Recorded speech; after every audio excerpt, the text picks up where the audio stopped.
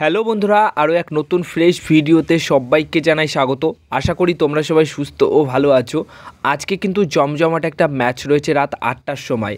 আইএসএলের একটা সেরা ম্যাচ তোমরা উপভোগ করবে। দুই চ্যাম্পিয়ন্স দল আজকে একে অপরের বিরুদ্ধে প্রথমবার এই সিজনে মুখোমুখি হচ্ছে, মানে আইএসএলের এই সিজনে প্রথম ম্যাচ খেলবে একে অপরের বিরুদ্ধে মুম্বাই সিটি এফসি এবং মোহনবাগান এসজি। তো এই ম্যাচটা খুবই ইম্পর্টেন্ট ম্যাচ দুটি দলের কাছে। তো এই ইম্পর্টেন্ট ম্যাচে মোহনবাগান দলের প্লেইং 11 কী থাকবে সেটা নিয়ে আজকের এই ভিডিওতে আলোচনা করা রয়েছে।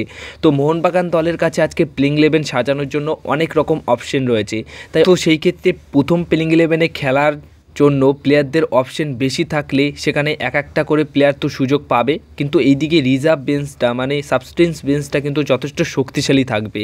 তো সেই অনুযায়ী মোহনবাগান দলের ফরমেশন যেটা থাকছে সেটা অবশ্যই 4-2-3-1। আর সবচেয়ে বড় কথা, জোয়ান ফ্যান্ডো এই ম্যাচে কিন্তু ফিরছে, মানে জোয়ান ফ্যান্ডো ডাগ আউটে থাকবে। তো জোয়ান ফ্যান্ডো থাকা মানে বিভিন্ন রকম কৌশল, বিভিন্ন রকম স্ট্র্যাটেজি আমরা অবশ্যই দেখব। তো সেই অনুযায়ী 4-2-3-1 ফরমেশনে গোলকিপারে খেলবেন বিশাল কাইত, অবশ্যই দুইজন সেন্টার ব্যাক পজিশনে খেলবেন, কোনো রকম অপশন এখানে নেই, তাই যেরকম আছে সেরকমই থাকবে। অবশ্যই হেক্টর ইউস্টে এবং ব্রেন্ডন হামিল দুই সেন্টার ব্যাক পজিশনে খেলবেন।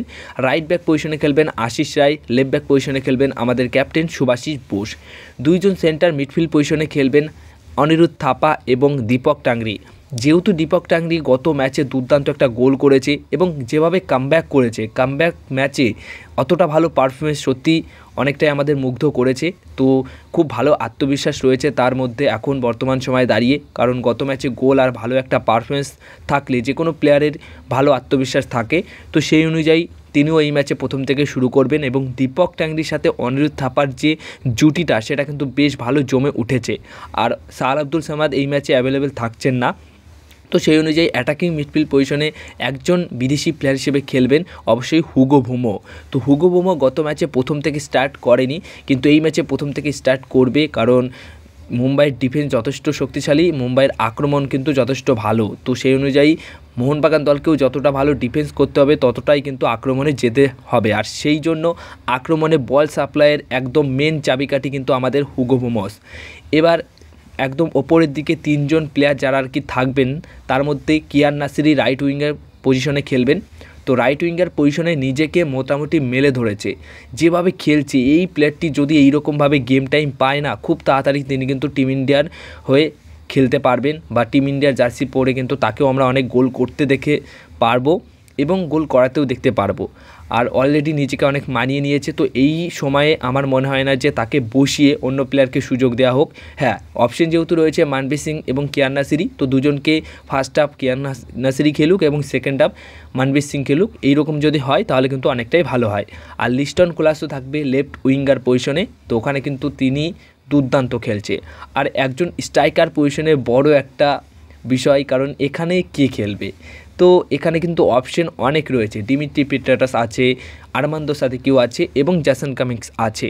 তো এই তিনজনের মধ্যে যে কোনো একজন খেলবে, কারণ এই জায়গাটাতে নিয়ে আমি কিন্তু কোনো রকম প্লেয়ারের নাম নেব না।